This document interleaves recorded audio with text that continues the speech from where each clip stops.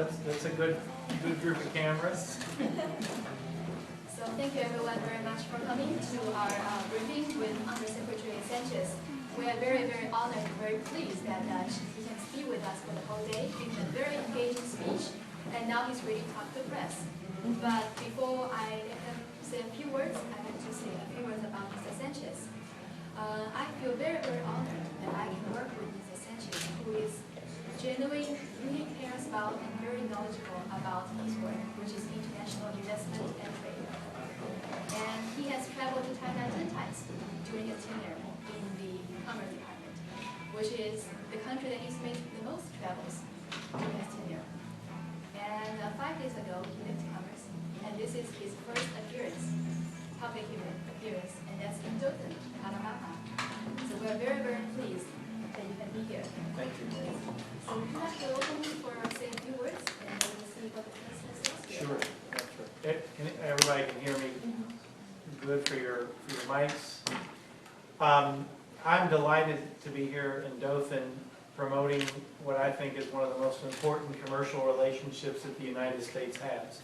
And that's the commercial relationship between the United States and China.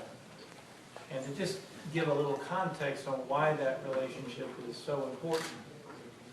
Last year, U.S. exports to China exceeded $110 billion, making China our third most important trading partner in the world, after Canada and Mexico. So we're selling a lot of stuff to China. But another reason that they've become important is that the fastest growing source of foreign direct investment to the United States is coming from China. And foreign direct investment has become very important to the U.S. economy. If anybody doubts that, you just need to look at the number of Americans that are employed by U.S. subsidiaries of foreign-owned companies. More than 5 million Americans are employed by foreign subsidiaries of foreign-owned companies. And they tend to be pretty good paying jobs. So I just finished, as Ming said, my tenure as Undersecretary of Commerce for Trade. And the last thing I did was oversee the first ever Select USA Investment Conference. And to show you how much opportunity there is for Dothan, Alabama, for the South, and really and truly for our entire country, we had 1,200 people show up at that conference from 58 countries. And the only reason it was 1,200 is that we didn't have any more space. We literally had to turn away over 1,000 people. So there is tremendous interest, and I want to applaud Dothan and the surrounding communities for having the vision to not wait for someone to knock on your door, but to be proactive and go to China, let them know the opportunities they have right here in Alabama, and then to host this conference, and my understanding there will probably be others in the future. You're showing great vision because there's no question, the numbers tell the story. China is coming to America to invest. But they won't necessarily come to your community if you don't let them know about your community. So I really congratulate Dothan and the surrounding areas for having that vision and for putting together a program that can attract important investment to your community and create jobs. And with that, I'm just happy to be in this community. I'm from the South, so I always enjoy Southern hospitality. I won't get into football. I went to Florida State University. And I have to say, oh look, I think I see a Seminole over here. No. You're just being kind to me. No, I'm a gator. Oh, you're a, oh. Sorry. It looks kind of like it's that. This thing. Well, I went there. You're not going to like me after this. I went to Florida for a year and then went to but I do hope that Alabama and FSU play together in the national championship. That's my wish. With that, I will hush, and I'm happy to take any questions. You just touched on this, but what more, if there is more, can a local government do to maximize this opportunity of China coming to the United States? Well, look, the first thing that you need to do is, I don't remember what great philosopher said this. Some people attribute it to Woody Allen. But half of success is showing up.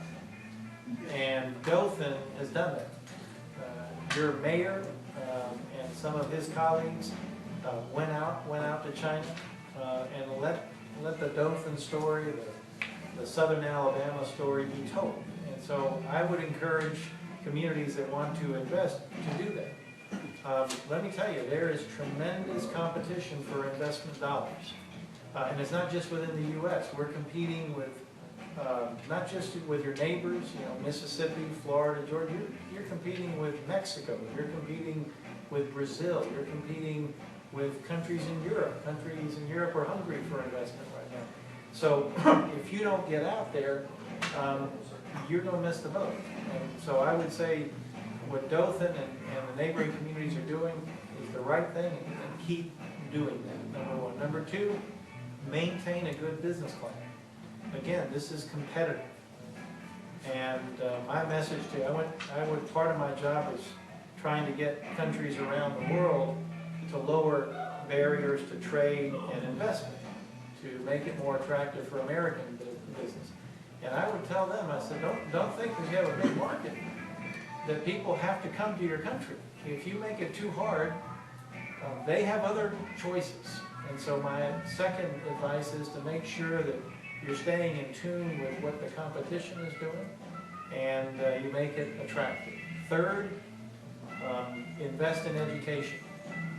One of the most important competitive advantages that the United States has is a highly educated workforce with some of the best universities in the world. Now, where we need to get a little better is in vocational training. And I'm talking about highly skilled vocational training. I'm not talking about wood carving stuff that used to happen when I was in high school. I mean, we're talking sophisticated factory training in advanced manufacturing. We're not where we need to be there, but we need to invest in that level of education. And finally, in K through 12. Because again, I look at competition, and countries around the world are investing in education, and those that do that right are going to have an advantage as well. We don't want to give up that advantage. I'd say we're still one of the best countries in the world in terms of certainly higher education, and we need to keep investing in that. And the last, and I'll hush after this one, is another competitive advantage we have is the amount of money we spend in research and development as a country. And that money comes from three primary sources: private sector, universities, and government. And all three need to keep investing in that. And what I would say is that the government historically has invested in research and development that private business won't do. We would not have an internet today had the government not invested in creating it. But we wouldn't have the amazing opportunity that the internet provides had the private sector not followed up soon after that and made investments of its own. And mixed in that investment of both government and private business was universities. So all three have a role to play in R&D, and we need to do that. And I think that's a pretty good recipe for attracting investment. That's a very valuable one.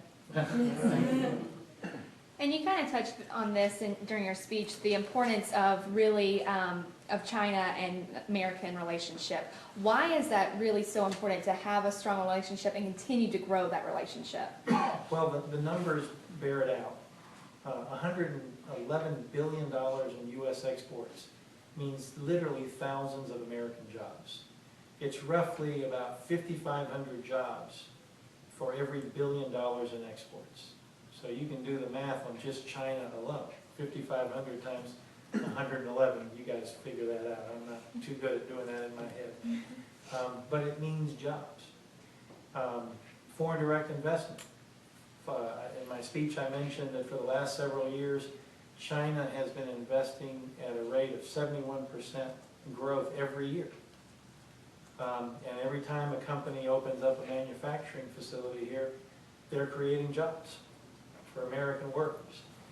So that matters. But I think there's even a greater mission here.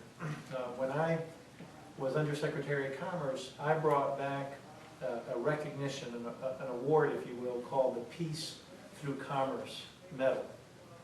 I'm very proud of that. It was a medal that was commissioned by Thomas Jefferson. And it lay dormant in the U.S. Mint for many, many years. Nobody was using it. Thomas Jefferson gave it out to diplomats around the world who supported the American Revolution and recognized them for their support of the birth of our nation. And then over time, it just kind of the government didn't continue to use it. His predecessors didn't continue to use it. Well, one of my predecessors found out about it and said, I'm going to put this to good use.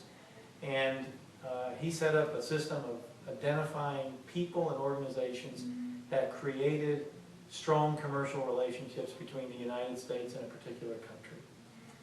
And that went on for several years, and then it fell to the wayside until one of my senior commercial officers told me about it, and I said, we're bringing that back. Now, why am I going into all this detail about a metal that was minted over 200 years ago? Because I believe with all my heart that the more commercial engagement that exists between two countries, the less tensions exist, the less opportunity for conflict exists, the greater opportunity for cooperation. Because once you're economically interdependent, you don't want anything to screw that up. And so I think that strong commercial relationships have a positive impact on our political relationships, on our geopolitical role in the world. Just can you tell us something about the USA summit? You play a central role in organizing the events. I think you have got opportunity to talk to the Chinese delegation to the summit, right? I did. Do you feel they have strong desire, or are they really enthusiastic to come here and invest in the United States? And in your knowledge, what are their major concerns?